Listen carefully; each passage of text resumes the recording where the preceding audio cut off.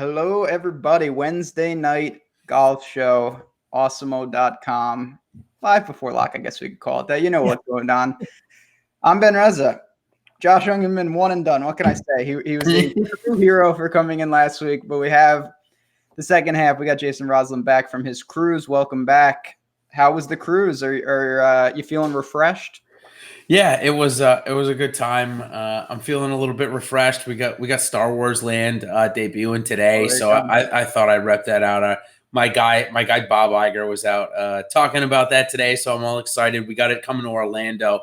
We're a couple of months behind the ones out in California, but still big day for the company.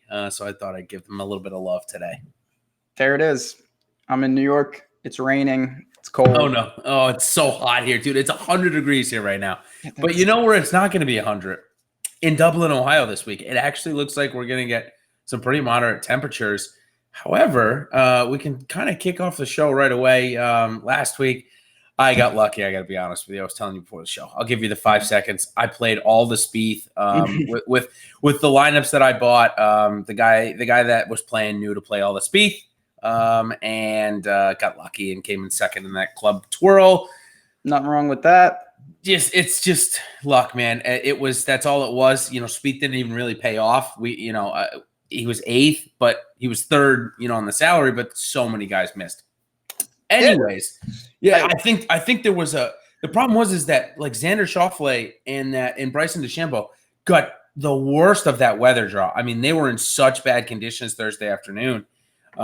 And we may have that again this week. What are you seeing?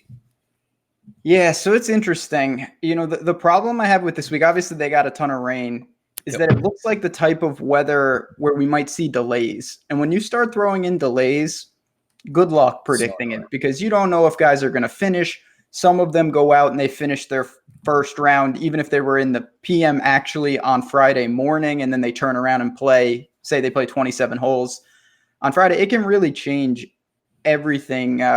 So I'm obviously looking at it a bit, but all in all, I actually didn't quantify it much. I played it pretty straight up. What about you? Do you think there's a way to go? Say you're playing Showdown tomorrow, or is it kind of as is?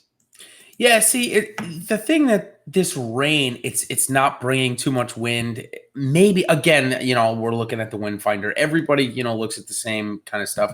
I found wind finder to be relatively, pretty good. But again, everybody has their own. You can look at the super forecast.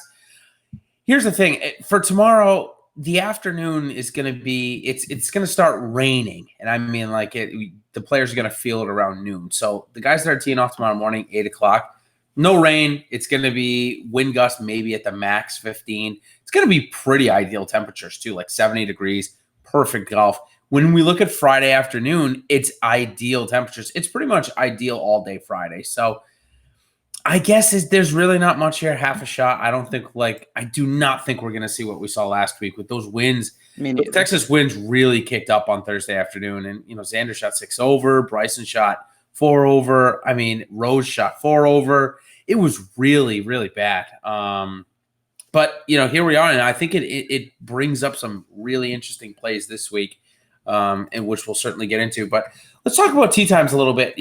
Not so we don't have the draw, obviously, but we always like to stack tee times. I do, and I know you do. So tell me your top 2 this week that you've kind of ironed out. So, yeah, I do like to do that. You look through, you see if you can get one. Obviously, in a field like this, there's some very strong pairings. When you look at Rory, JT, and Spieth are playing together, you got Tiger, Rose, and Bryson. Those are both AM. So I certainly paired up Rose and Bryson on some teams. I know he's really struggling. When I talk about Bryson, 3 straight missed cuts. I still bought in a little, nothing extreme. But the pairing that I wanted to mention, and then I'll pass it right back to you, is Kyle Stanley, Emiliano Grillo, and Jim Furyk. They are teeing off at 105. And those are guys that I certainly can get behind. Furyk, probably a distant third for me, but Grillo is a guy I really like. And Kyle Stanley, after that awful start to the year, not that he's been spectacular, but he's certainly found some form. So I definitely paired them up on some teams. Yeah, I absolutely, first off, the salaries of all those guys you just said are pretty perfect for building out A pretty solid balanced line. I mean, 7,900 for Griot, 7,500 for Furyk, and who's the other one? I'm sorry, it's another guy we liked. Stanley, 7,800. The thing I like about Stanley is he missed the cut of the PGA, but he didn't play well. Week before that, though, was at Wells Fargo in a similar type of length course, and he played well, came in 8th. So he seems like he's on the cusp of coming back, and 7,800 maybe a little too expensive for him. But what I like about that is it's going to keep his ownership down to probably 5%, maybe less. At just before we came on air, Osmo dropped their ownership projections, and of course, you want the full ownership projections, you can check them out. But Kyle Stanley, I think, we know that Griot's going to be a little chalky, as he should be. I'm definitely not going to argue there. He's going to be in at least 2 of my main lineups. But Kyle Stanley at 6.6%, I think is a great pivot. How much are you using him this week? Are we ready to trust him fully again?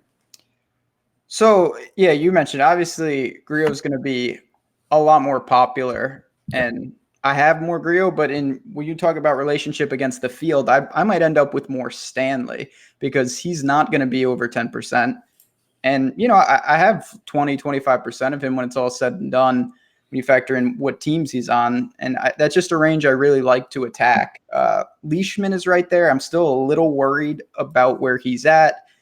Just hasn't really had the form. He did pique my interest just because of the price, but these are the type of guys I really did like to target on that mid-range level. Another guy that's going out at 720 that I wanted to talk to you about. We saw the tee to green numbers come back last week, and that's the only reason why I'm bringing him up. And he's playing with Sam Burns, who I like. I'm talking about Joaquin Niemann. This is where it was in the midst of his run last year. I believe he had a good finish, if I'm not mistaken, here last year. He did. Yep. Like I said, the tee to green numbers came back last week. He made the cut finally. Are we ready? Yeah, 6th place here. Are we ready to maybe trust the kid again, or is it just too soon? But we're going to get depressed ownership right around 4.5%. So for me, it's not a bad play. Did you get there in any of your main lineups or any of your GPP lineups? He made some GPP lineups, and I definitely see another guy who you can say is trending upward. The biggest question mark I had wasn't about him, it was about his range. And it's a perfect segue. Someone just asked in chat about Ryan Moore. You have Ryan Moore, you have Charles Howell, you have Aaron Wise, you have Charlie Hoffman. All of these guys, for me, are very interesting. Aaron Wise is a guy, another slow starter on the year, found some form at the Masters. I think he's a great fit here. Ryan Moore, shorter hitter. I don't think it'll be a problem in the distance, but I really found myself going elsewhere, and it wasn't because of Niemann. It was more that I really like some of these other guys in that range. Yeah, Aaron Wise has really seemed to find a nice groove, and we know he's got elite talent from the college level into winning last year, and had some good starts. So it's going to be tough for me to play to not play Aaron Wise in most of those positions. Joaquin Niemann is just an interesting play, but again, I would much rather and did go Wise over Niemann in my bigger lineup. So just thought it was that 720 tee time going off. So, all right, let's get into talking about some of the chalk here of the week. Obviously, ownership going to play a pivotal role. We've seen a nice little run, though, where PGA Championship, Brooks Koepka, 27% owned, highest guy, won the tournament. Then the following week, of course, we had the highest owned guy missed the cut. So it's gone back and forth, which I always like. We always like to see that parity come up. So this week, some of the chalk that we got above 9K, some familiar names, of course, Matt Kuchar, Patrick Cantlay, Hideki Matsuyama, Rory, Tony Finau. But one that definitely surprised me a little bit, probably just because of the injury, is JT. Now, his price is certainly driving that. But I was very interested to see the guys come out with about 20+% on him. Obviously, more price driven than anything else. But do you think that's going to hold true? And do you think that the wider range people are ready to trust JT again? Or do you think that comes down because of the injury? I think it's going to depend on what tournament, to be honest. Certainly at higher stakes, a lot of people are going to leverage to JT. The price, if he's okay, and that's a huge if, it's a steal. I don't think anyone's really debating that 9,300 is a really good price. But we don't know. Is he using this because he doesn't want to go to the U.S. Open, having not played since the match? That's a real question mark. I assume it's a little of both, that he's coming in, he's ready to play, but at the same time, he's going to come in and see how he feels. And if you play him, you definitely need to be prepared that he doesn't have it or he's hurt. There is a chance that it's lingering. I have some. I'm not letting him define my week because I just don't know. So it's hard not to be interested a little, though, right? At 9,400, you kind of have to be. If he's going to come in at 20%, honestly, my GPP lineups are probably going to end up around 15%. I got to be honest with you.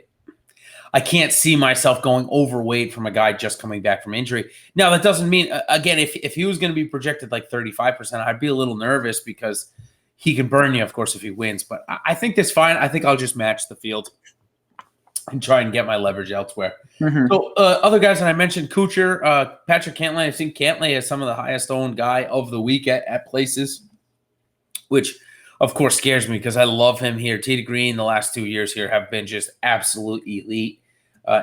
If he could putt, he would have won probably at least one of the last 2 years. Hideki makes total sense. Strokes gained to pro. Everything looks pretty good with him right now. So of those guys, are you going to get to play all of them just because the amount of lineups you're doing, or are you going to end up fading one of these guys? So, yeah, I'm playing enough lineups where I have some position on basically all of them. Mm-hmm. And I'll say this. Kuchar I'm using in cash, and I'm using him in cash to kind of come under in tournaments because I think I can get away with it. He's playing fantastic, but if he comes in 12th, if he comes in 15th, he'll be a great cash play. And in tournaments, you might be able to dodge that depending on, you brought up a really good point at the beginning with Spieth. It wasn't just about Spieth. No. It was that everyone else was dead. So he was paying off double in that sense. Maybe we see that again this week. Cantlay's the guy that I'm really stuck on. He's sets up great. I just really had trouble. I want to pass it right back to you because I know you love him. Yeah. What kind of builds did you use him? Because you can't really use him with a guy like Rory. That's really aggressive. Are you starting with him and then hitting like the Adam Scott range, or are you going kind of balanced with him? So I did 5 lineups in the 400 this week. I'll just use that as kind of a barrier, and of course it's all relative. Everybody's bankroll is all relative to what you're doing. So I used them twice. I'm looking to get them in a third time, but it's probably going to end up twice. So 40%. That's probably what my GPP exposure is going to be, which is like 2x the field. To answer your question, the 2 lineups that I used them in, I used them with Spieth because I always do. I always put them 2 together in a lineup. It's just, they're my 2 favorites. But it allowed me to make a pretty good lineup. I was able to get in a couple of my other guys. I had to use a couple 7,300, 7,100 guys. The second one I used with Matsuyama, 9,100. Okay. I thought that was fine. So I could not get a lineup that I loved with Rory or Tiger. Plus I had in my mindset to go Tiger Rory because no one was going to do it. So that's one of my other lineups, stacking. Yeah. I forced that one in. Dangerous, man. There's 2 names and we'll get to them tonight on below 7,000 that I've played pretty much all year when I've had the opportunity to on one guy, and definitely played one of the other guys all year. And I'm just going to go back to him. And so we'll get to those guys, and I'm sure you can probably pick that out of how. Yeah. I can't wait to hear that. So okay, Kuchar and cash. Cantlay, you're pretty much. I love Cantlay. I've been able to try and mix them and match. I found Finau and Kuchar are my guys I'm playing in cash. I just plugged them in cash. That means they get one of the bigger lineups and probably very underweight on GPP. Is that your stance kind of with both of them, or do you have a different one with Tony Finau? I actually have more than it's baby steps for me. So I'm not a big Tony Finau guy. I have a good amount here. It's not going to be a huge stand for me, but usually it's a massive fade more weeks than not. I was obviously played very well last week. Part of that I think is bolstered by just the fact that everyone else was horrendously bad up top. So it was magnified, but Finau certainly should respond to this course. We've seen results here. He's a very good player. He's expensive. And, you're talking about Tony Finau, or you take $400 savings and get Jason Day, $500 savings and get Decky, $800, to get Woodland. These are big savings, and it's pertinent money. For sure. And the ownership, it's not like you're getting a discount on ownership versus those guys either. It looks like he's projected to be right around the same as those guys. So 2 guys in the 8K, that's going to be chalk. It looks like you can get a ton of leverage here in this 8K range, but 2 of the guys that are going to soak up a ton of ownership, Gary Woodland, who always does pretty much wherever he's priced, and Adam Scott, which this is probably going to be my two biggest fades of the week. I'll play Woodland in one of those $400 lineups, but I guess I should say Woodland, I'm probably going to match the field. Scott, I'm going to come way under. The approaches looked pretty piss poor at Bethpage, and without those couple of chip-ins, I mean, he wouldn't have really been that close to the top at all. So, I guess it's probably dangerous to fade it at an 8,700 Adam Scott, but it just doesn't seem like he's in form. And 16%, I just see the other way going here. Are you joining me in that, or are you playing Adam Scott this week? So Adam Scott was the guy that I thought, and maybe I read too much into it, that people would look at Bethpage and see that it was all around the green and would not want him. And then I would jump on him at low ownership, and none of that materialized. So what ended up happening, and this is the importance of understanding what the field may be doing. I thought I was going to get over with like 12% Adam Scott, and now we don't really know where that's going to fall. Obviously, he looks like he's going to garner some ownership. It's a guy that I don't feel super strongly about, to be honest. I think I can get away with it. Woodland, he's kind of with Kuchar. I'm playing him in cash. I think he plays well, but not a priority for me. The guy I wanted to ask you about, and I try not to be too extreme, but wouldn't this be the week if you wanted to blindly play Usti? I mean, who in their right mind would go back to him this week? You and me, buddy. Yeah, you and me. You and me, buddy. Here's the thing. We know he's gonna be 5% or less, right? That's the most intriguing part about him. 13th place here last year. He hasn't played great this year. Or played. Playing is a step up. Yeah, right. Or played. So this does seem like a week to just, hopefully he doesn't withdraw. Hopefully, withdraws out of his system. And you stick him in at 15% and maybe even in one of your bigger dollar lineups, and you're going to get leverage. Or he's going to withdraw again, and then it's just back to drawing. But I mean, the guy is out of control with this.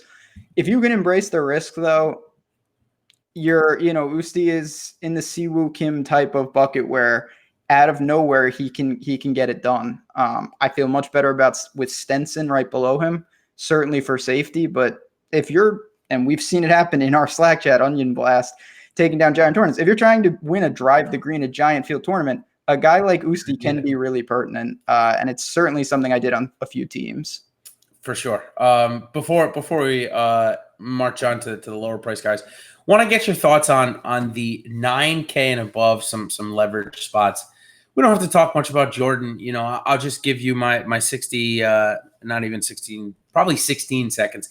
And that there's no way he's gaining 8 strokes putting this week. The greens are tremendously harder, significantly harder than both of the last 2 weeks. What does that mean? It just means that it's so much harder to hold these 40-foot putts.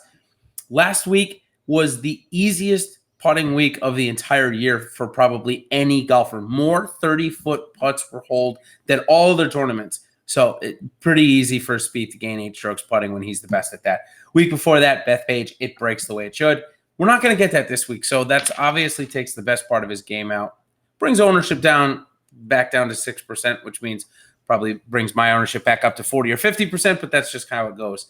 Other than him, though, it looks like Ricky Fowler, no one wants to play him after the miscut. Looks like he's going to come in at 10%.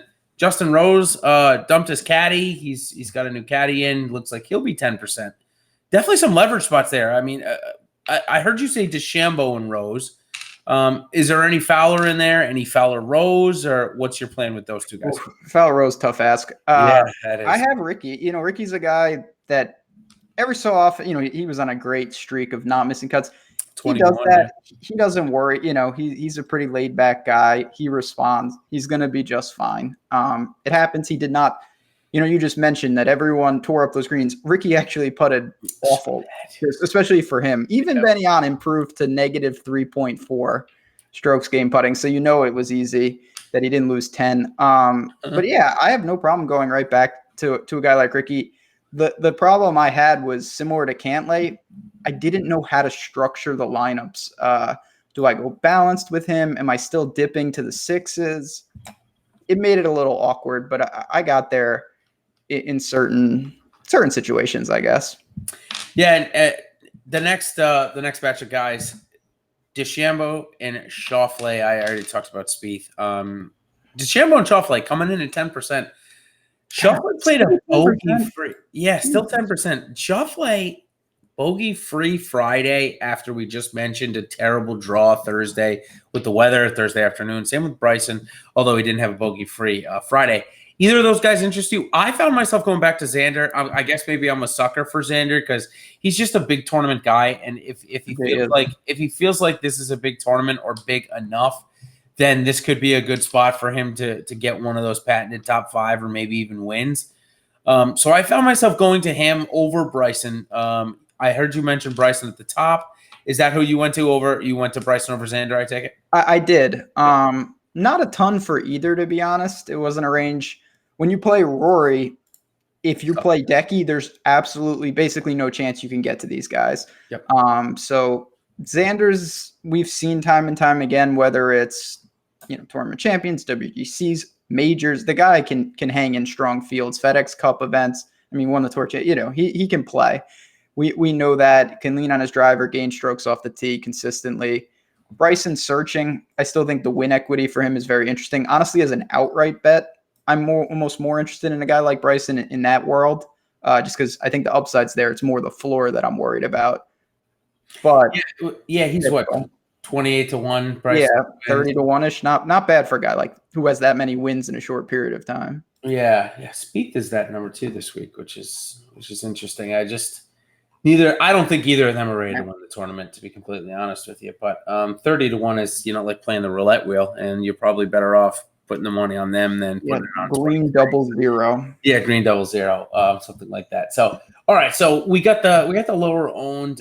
I think Fowler is definitely an interesting play. I like when his ownership comes down to 10%, but I feel like when people see his ownership coming down to 10%, they just go right back to him, which I hope maybe brings away from Cantlay. Who knows? That's probably going to be an interesting one. So, all right, we're going to go below 8K now. We'll talk about the guys that are going to be owned over 10%. Starting with, looks like Keegan Bradley is garnering a ton of ownership and a ton of mentions. He rates well in my model. He's playing okay. I like him, but do you think he deserves 17%? No, but he does check out. I get why people are going there. I think he's a fine player for cash, fine player for stability in the mid-range. There's a lot of pivots, though, if you want to get away. For me, Ty Hatton, super interesting. I played him last week. He was good. Kind of atypical. He gets it done in an awkward way sometimes with around the green game. Ball striking can be iffy, but you can look to him. You got Fitzy. You got Luke List if you wanted to go there. RCB, Hao Tong, your boy. What do you make of this? To me, the mid-sevens is just a laundry list of guys that you could go to. For GPPs, I just don't see a reason why you need to go to over 15% on any of these guys because they all have the opportunity to top 10 this week. So I think that's kind of the stance I'm taking. Last week, when I was going over the lineups, I talked and I said, look, the way that I've had my best success using fantasy crunchers is starting at a 10% floor, right? That's what I put, for the ownership down, and I just run it and I see what my model is going to like, what my ratings and my projections is going to spit out. And then from there, I can kind of, figure out who they're going to piece, what fantasy crunchers is going to piece together for lineups. And this week, I can already tell you that it loves Benny on this week, and maybe, and the ownership's trending upwards. That'll look to be a fade for me. Not a fade, I shouldn't say, but it's the same kind of sentiment for me about Keegan Bradley. I like him. He'll be in a couple of my lineups, but the one guy that I'm liking that it looks like, you and I already talked about is Emiliano Grillo. I mean, the guy, if he could make putts, I like pairing up with Ty Hatton. I did it last week. They were in that winning lineup for me, or second place lineup, I should say. And if Hatton had made one of those 12-footers on 17 or 15, I think I would have won the tournament because nobody had Hatton. So he's always good for low owned. I don't know. Do you think with the top 10 last week, people come into him? You and I seem to be the only people mentioning him all week, though. I haven't heard anybody talk about him. He's not going to be, like a 1%er. There's no doubt, just because of the Charles Schwab result and the OWGR. Yeah, I still think that when you look at it as a whole, there's so many guys that will take bits of ownership. Obviously, Keegan. But yeah, I think there's just too much ownership to go around. And it's like at the majors where sometimes everyone gets into this thing, oh, well, he's going to be 20%. They all can't be 20%. So Yeah, no, it doesn't happen that Keegan way. will suck up ownership. Hatton will have some, but not nearly enough, in my opinion. Yeah, two guys that you mentioned, Furyk and List. Both those guys are projected on Awesemo over 10%. That doesn't scare me. I like Luke List this week. I think you can get 2.5x, go 20%. That might be, honestly though, that might be the highest I go. I think I'm going to really try and stick to that 15% mark just because I really like Haotong Lee this week. I really like a guy like Kevin Streelman who's going to go under own. Charlie Hoffman has been on fire with his irons lately. So a lot of these guys, Aaron Wise, who we've already talked about, a lot of these guys I like this week. So let me do something different then. If you're building out one lineup for your main lineup this week, who's the one guy you're going to, or two guys? You can pick me two because I think the way you and I are building this week, it seems like we're going to need two from this 76 to 7,300. So give me your top two that you would use in a main lineup, which you can call cash, you can call it a 2,100 or a 1,500, whatever. What are the two guys you're going to? It would be Charlie Hoffman and CH3. Okay.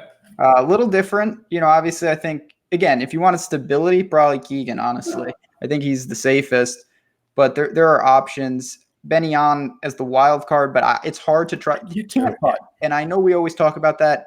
It's just different with this guy because Luke List, other bad putters, they occasionally gain 5 strokes putting. This guy never gains ever. There's no tournaments where he gains strokes. I've never seen anything like it. It's really bad. I guess my dog agrees with you. Sorry. Yeah. No, the animals can sense danger. When you bring up guys like that, that's what happens. It's definitely danger. So yeah, I think you bring up great points. I should have told you go up to 7,900. Do we both agree though that Grillo would be our first pick there if I gave you the extra $300 there? 100%. Okay. All right. I thought so. So for me, the 7,600 range, I really do like Luke List. And Haotong Lee, those are probably 1 and 2 for me. I like Haotong just because I think he's going to go under owned again. In the 7,300, I got to be honest, I'm having a hard time coming off of Aaron Wise. I just think he's playing a little too consistently. But for now, let's go again. I'm going to kind of pivot here. Let's go to a GPP. So this is the $5. Somebody you think that can give you a chance to win it in this price section. Who's the two guys in this section that you're going to look at for the $5 tournament? Oh boy, yeah, this is a better question because there's so many. Yeah, this is a good one. I'm going to say go back to what you talked about. Neiman is that type of guy. I don't expect him to play well, but when he has it going on and he makes some putts, we've seen the guy go low. It's been a while, but very talented. I want to say Uline. I know he's interesting. It feels a little trappy, I'm going to be honest, that, he's coming off 2 good weeks where it was all mirage with the putter and around the green. He's going to a course that he's torn apart in his limited, history on the PGA Tour. 8 rounds. It looks good, though. It just feels a little dicey because Peter Uihlein, I would know. I play him all the time, and he's always like, 0.8%. He's going to be 5-6% this week. Yep. And that's a big jump when you're talking about someone like that. It is. You have any? Uline was going to be the guy for me. Okay. That was the one I was going to say, hey, maybe that's the one you look to be your under 5, but it looks like his ownership has been trending up all week. So that makes me a little nervous. Maybe going to have to go dip, a little lower. Austin Cook popped form, but just blew up. He's going to be 1% below 1%. I'll probably have him a couple $5 flyers. It was Uline. Uline was the guy that I was looking at as upside. The other one that I had kind of marked off was JB Holmes. He's been garbage lately, but he's got 2 top 15 finishes here in the last 3 years. If it plays long and wet, we know long and wet is exactly what JB Holmes is. So if JB Holmes plays good this week, I'm going to be very frustrated because I looked really closely at him. I'm not a big fan. You just can't pull it. And I couldn't pull the trigger. I wanted to because I had lineups that ended at flat 7K, and someone in chat asked about Cam Smith. Mm-hmm. I had trouble with him too, and Dahmen is there, who obviously cooled off a bit. Yeah, what do you think? What do you think is going on with Cam Smith? I think that he deserves 90 seconds of talking because I mean, this guy was on the same par as Jordan Spieth, playing neck and neck with him every week. His OWGR is 33. This guy is playing really bad golf. What's going on? I wish I knew, because he's someone who's shown up another, not, I want to say related to Xander in the sense we've seen him at the Masters. We've seen him at big tournaments show up. Has serious problems off the tee, and the results just have been, first of all, they've been sporadic in the sense he hasn't played a lot. Nope. Played the Players, played the Masters, played the, not really getting a ton of reps out there. The price has plummeted. I just really have a tough time getting there. But man, it did catch my eye, because Cam Smith is someone we're used to seeing, I'd say, more in the Phil Leishman type price range. Definitely 78, 77, maybe even up to 8K for sure. So when I saw the 7K price tag, I kind of just brushed on by him, but he'll probably end up at 10% in my model this week, 10, 15%. At 7K, I just think the form will come back eventually. So, okay, that was one of my main questions was there. I mentioned Kevin Streelman very briefly. The guy's irons have been really hot. How about you? 6%, a little bit too dicey for you. You made the cut 4 straight years here, 3 top 20s in those. Did you get to Kev Streel? I did a bit. He's a guy that I think his game suits it. He's trending upward. I worry a little if it plays longer, because he's more of a guy I don't love with long irons, but the game was good enough for me to get some. Don't think I'm going to need a ton, as you mentioned, to get over the field. And the results, this is a course I didn't quantify. I'm not one. There's a lot of smart people out there that can crunch the numbers, but this is a course that I think there is something to just getting it. Guys who have played well here, we got animals. What the hell's going on over there? But if you play well here, you can continuously play well. And I think there's something to that. And we've seen that with Streelman. I can't hear you. It's true. The society's very, very upset. I think you're good now if you speak. Nope, you're not. Nope. It's a sad, sad state of affairs. This is a perfect segue. While you figure that out, I'm talking about Brandon Grace, who I wanted to mention. And since no one can hear you, I can really talk about anything I want right now. I'm here. Hey, we got Josh here, but Brandon Grace is the guy that, when we're talking about JB Holmes, I went to Brandon Grace, and it's a total feel play. I don't want people, there's no data behind it, but this is someone he started to peak with the irons. Yes, Are you back? You're back. Yes. Okay, good. There we go. I was talking about Brandon Grace. That's Sorry, go ahead. Yep, Brandon Grace. Obviously, whatever ghost is in my room right now does not like Brandon Grace. No one. I just want to give quick rant. Yep. Small about South Africa, as I've done on the show before. But South Africa, we have Usti, who burns everyone with the withdrawals. Charles, I don't even know if he's on the tour. Yeah, what's going on with him? Brandon Grace, the form has been horrendous for months. Rory Sabatini left South Africa, became Slovakian, and he is literally a top 10 machine now. And don't forget about your boy, and actually our boy Dylan Fratelli, who just like 4-putted at the PGA. Yeah, Cameron Champ beat him in that head-to-head. My God, on the 4-putt. Oh, dude, he's the best South African golfer possibly. A Slovakian? Yeah, it's a Slovakian now. Sabatini's Slovakian. Harding, the sun running god, is all they have. It's not good. Continue. We're back. Yeah, we're back. Sorry about that. So, 2 guys that I love at 6,900. That Taylor Gooch last week, he was an absolute hero. He made a 30-footer to make the cut. And then he goes out and has a 6 birdie Saturday, but shoots over par, right? So he goes out on Sunday early.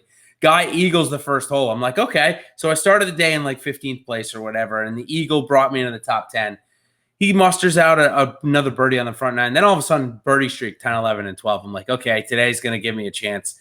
So the thing about Gooch is he can get really hot. He's number 2 on tour in his approaches this year when he's played. He's been injured, so first trick tournament back was last week. Good to see him make the cut and play well. So I think I'm going to go right back to him. I don't know about in the 400, but in that $150 3-entry max, I think it's a perfect spot for me to play him there. I think you're going to get under 5% ownership in a contest like that. So I like Gooch. Corey Connors, another one that he's played really, really consistently in this kind of shorter field, 120 players. I don't see a problem with him getting through the cut. Either of those two players on you before we actually march into our make the cut segment. I think both of them stand out. Just you mentioned, this is players describe it as a second shot course. I think there's something to that. And Taylor Gooch, Corey Connors, and those type of guys can get crazy hot with the irons. Incredible ball strikers relative to their price. I don't have a ton of either, but I did use them. Nick Watney is the guy I think that stands out the most. But he's also going to garner the most ownership, in my opinion. So that's something you want to weigh. Definitely. So, okay, before we move into the make the cut segment, it's I got to be honest, it's a pretty great time in the world of sports right now. We can't hear you. It's true. You're all over the place. But I will say, because I know what you're going to say, and I'm going to get it up on my screen. We have a pretty cool promotion going on. It's not with golf. It's with the NBA, because the NBA Finals start tomorrow, and us at Awesemo, we're doing a giveaway. So you win a free year of All Access plus a one-on-one coaching session with Awesemo himself if you guess the closest number of total points in the Warriors and the Raptors tomorrow, Game 1. Monster value. Reply with your guess to the pinned tweet on the awesemo.com. You also have to retweet and follow the account. You should be doing those things anyway, though. But get one guess, and that's about it. But if you have any questions, obviously you can go to that pinned tweet. We hope you do it. It's a pretty damn good giveaway. I'm not gonna lie. I mean, not only do you get the fantasy card, you get the all access, right? But you get the one-on-one coaching session with Alex, and the dude is on fire. I mean, he just won MLB 2 days ago. Every sport, I mean, it doesn't matter. So definitely want to get on that. It's a great value. And so I'm just going to give my little pick. It's going to be like somewhere in the 240 point range. We're going to get a real high scoring game. Yeah, we're going to get a real high scoring game. I'm totally off. I don't know anything about the NBA. I leave that to my guy Josh Engelman behind the glass and some of the other guys here. So, anyways, really cool promotion. So, all right, we'll go into our make the cut segment.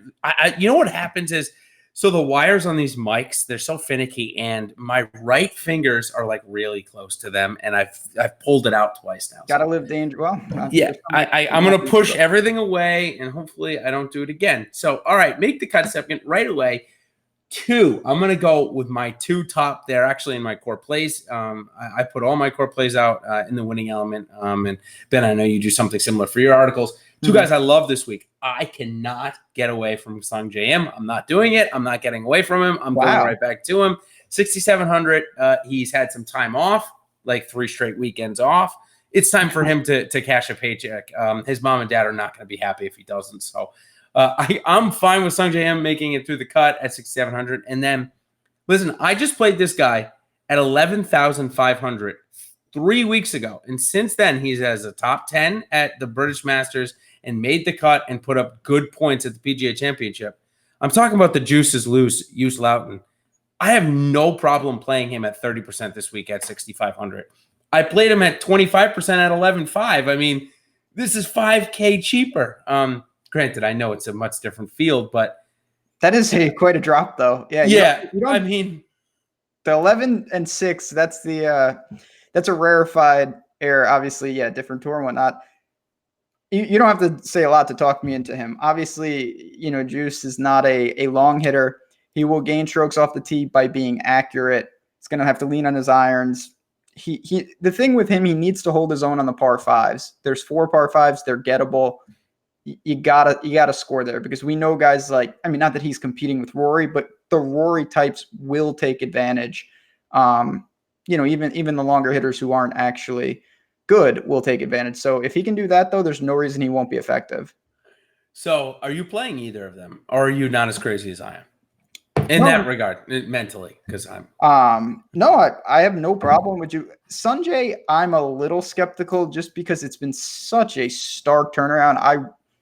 I really wish he would have just, I mean, yeah, you're right. He's getting 2 days off. I wish he would just take a breather. He's trying to play through it, and since Punta Cana, it's just been ugly.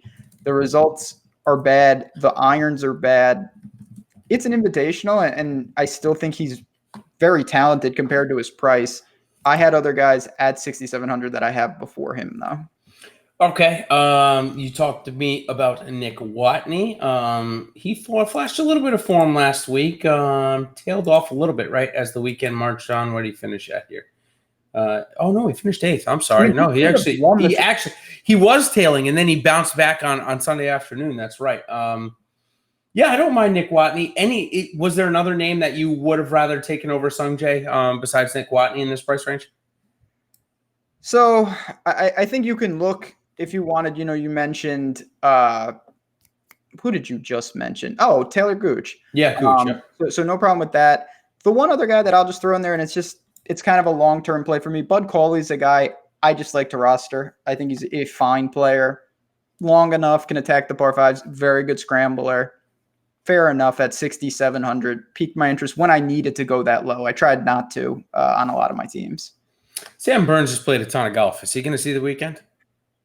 Man, Sam Burns, you've got me on him more and more. Guy can really putt. I'm going to say no, actually. He's been playing well, and I've been using him. I don't think this is the best course for him, to be honest. And you would know better than me, but this just seems, he's been doing most of his damage off the tee. His irons are not the strength of the game. I think that comes into play a little more this week. Yeah, he stopped doing that tobacco too. I guess that was a big part of his game, and he stopped chewing it. It was the main cover story last Tuesday or something on the PGAtour.com. It was like the only thing Carnival was going to allow me to read last week, so I had to read that story. Anyways, next two names, Matt Jones had been playing fantastically and missed the cut on the number last week. Gets a huge price decrease. Found myself playing, like 10-15% of them, so I guess that's probably a decent amount.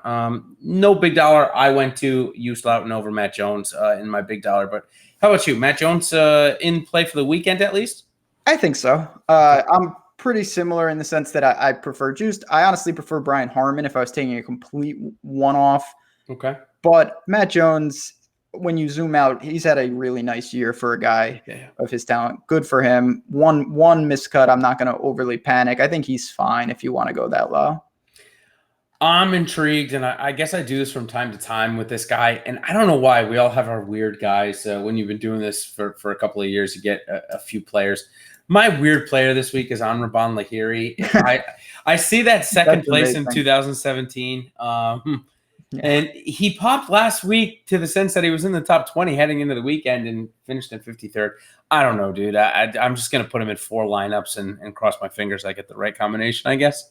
Yeah, I mean, it's funny. Lahiri is someone that I always like to play. He's just been awful. Yeah, so bad. He does have a second year. He gained 9 strokes putting that week. I remember it well. In 2017? Yeah, I used him out. It was good times. I missed that Lahiri. I did have I had over, I'll put it like this, and this is all you need to say with him. I had more than 0% of him last week. So I've been buying a little, and I may take a sliver here. He's bleeding strokes off the tee. He's really kind of bleeding strokes everywhere. It's a complete gut play. You're doing it if you need a price. That's about it. And there's not much down here. I did want to bring up one last guy. I know you may have a couple more. David Lingmerth. That's the name that's highlighted on my screen right now. I love it. I think it's it screams trap, honestly. But at the same time, he's so cheap. All he's got to do is make the cut. Speaking of making the cut with this guy, I'm going to look. I mean, I know he's not playing all of his golf on the PGA Tour right now. Let me just go look. Let me just go look at before I splurt out any BS here. 539 in the world. Ooh. Yeah, where is he playing? Him and Michael Thompson. Chat just asked about Michael Thompson. Okay, I'm much more inclined to play Thompson. So, well, he's only played 2, 3, 4, 5, 6, 7, 8 times since week 7 between the web and the PGA, and he's only missed 1 cut. He loves. I mean, David Lingmerth. He loves this golf. Murders this course. Yeah. He won obviously back in 2014. Was it 2015? Sorry. I got him in like, dude, this is terrible, but I got him like 5%. I don't have him in any big dollar lineups at 6,300. I just went down to David Lipsky at 6,200 because I just played him at 9K in a winning lineup a couple of weeks ago, similar to Yusuf Loughton. Lipsky, I played over Lingmerth. I just think Lipsky is a better golfer. I guess if you wanted to, Sharma's here on a sponsor invite. That's interesting, but he's been garbage lately. Are you playing either of the amateurs, Justin Sue or Jovan Rebula? Rebula? No. Okay. Justin Sue, I think, is the name to. He's actually going to be a pro this week. Yeah, he's a player, but no, I'm not playing them. I did watch the Oklahoma State Texas match yesterday. What a war that was in college. Just they beat Matthew Wolf and the gang, even though that team was super stacked with Hovland and Wolf. I can't hear you. And yeah, but I'm not messing around with amateurs. I think that's amateur hour if you do that. Man, Roslyn's not here. I could really say anything I want. He probably would never know. I don't even know. Hey, there you are. We were just talking about you. I don't even know what keeps happening. It's weird. I get this like society. It gets this like little bubble up in the top right that says, "Hey, your audio is not working." I know all about that. Wait, you know about it? Some very shady business. Oh, jeez. Anyway, sorry about that. No, I apologize to everybody. I've been keeping chat engaged while you're gone. Anything else? I mean, there's not that much down here. I don't have much else to add. Yeah. Looks like we got Coolers in the chat that normally throws some GPP darts at us. We did have a couple quick hitters from from the chat. Yeah, let's do it. We got would you rather play Putnam or Uline at 7.2? Oh, Putnam came out of nowhere last week. Everything looked pretty good, and normally it's just putting with him. So I'm playing Putnam. I think Putnam probably comes a little under-owned. Yeah, I'm using Putnam in the $5. I used Uline in the 400. So I guess that's probably an answer that I went Uline. But I think that Putnam's in just as good a form. Obviously, came out of nowhere. So I'm using both. Fair enough. I think Putnam's interesting. He really did come out of nowhere. I have a little of both as well. Keegan or Aaron Wise? Like a straight up a Keegan or an Aaron Wise, man. I mean, it's tough. It's situational. That's probably a situational coin flip. If the $300 matters, then obviously Wise. But okay, so we talked about Grace. You talked a bit about JB Holmes. You and I both are like, oh, actually, Josh told me that he's excited about a clip. I must have had a Freudian slip. I'm okay with JB Holmes. Cam Smith, we chatted about how Tong I'm in. Ooh, Billy Horschel. Him and I are best friends. But besides him and I being best friends, does he interest you? I mean, he played okay last week. Nothing terrible. I think he checks out fine. My biggest problem, again, he is in that super crowded range. Chad asked about Fitzy. I have Fitzy ahead of him. Keegan is right there. Hatton is right there. Stanley. All these guys I like better. Yeah. How about Johnny Vegas? I'm not there. He bounced back nicely. He was atrocious at the PGA, and he bounced back fine. There's no reason he can't play well here. Not for me. I'm never playing Johnny Vegas at a major ever again. It was insanely bad. I don't think I've ever seen more 6-foot putts missed at a course that other people were. Oh man, that was so frustrating. He had a triple on 18 on Thursday and bounced back with a nice 3-under round. Still just a middling finish. Though long and wet courses, he does seem to do well on. So I'm okay playing him here. Not too bad. I guess you're getting a little crap for Fitzy ahead of anyone. Yeah, well, Fitzy. It's your brand play. I get it. So yeah. Okay. So any others? I gotta bring up. It's he's in the field, so I have to bring him up. It's Panda. I'm talking about Norman Jong, and this guy. It's funny because like Cameron Champ is almost like a similar type player. And Cameron Champ has won a golf tournament, and Norman Jong is struggling to make cuts on the web.com tour. Obviously, I'm not telling you to play him, but how about Cam Champ? Since I brought him up, he's your best friend. I know that. But with the four par fives and it being shorter, is he in play this week for you? He's closer, which is saying something. He gets 6,400. Yeah. 6,400. I just really, like Shooter McGavin said, he'd be something one of those long drive competitions. I just don't know where the rest of his game is at. He luck boxed all the strokes at Sanderson Farms. We'll see if he can use the driver to an advantage and get some wedges in his hand. So if you need a cheapie, sure, but not a court play by any stretch. He literally leads the field in driving distance every time he tees it up. It's insane. All right. Anybody else? Like KH Lee has popped a couple of times. We don't have to really talk about him, but anybody else below in this 6K range? Do you want to throw some fire out there before we get on out of here? I wish I could. I think the true move is to not get into the low sixes this week. Keep it simple. Get to the mid sixes if you need to, and pick and pray, because you get down there with people like the Panda. You're grasping at straws. I really think that's a mistake. Yeah, I definitely agree. I'd rather you spend the extra. Like I said, Lipsky, I'm not going to tell you he should be a core play for you, but I think he's a good golfer at 6,200. I agree with what you're saying, but I can't hear you. You come back one more time because we have to pick winners. That's the last thing, and then we're going to get out of here. We'll give a hot take. I can pick the loser of this show. Who do you like to lose the tournament? There it is. Me?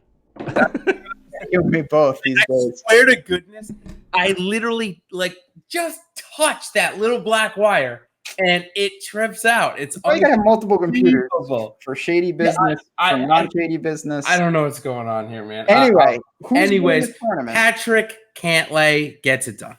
Boom. Patrick Cantlay gets it done. God, who do I want to pick? You know what? I'm gonna stay in that same range. Not a hot take by any stretch. I think that Decky, who has been burning the edges to a little, he makes it his second at Memorial. That he won in his debut here several years ago now. He loves this course. There's no doubt. I think maybe Decky this is the week he puts it all together. On that note, before either of us drop off, let's get out of here. Fun show as always. Good to have you back. If you have any questions, you find us on Twitter. We know you'll be on there. I'll be on there a little less. Find us in Slack.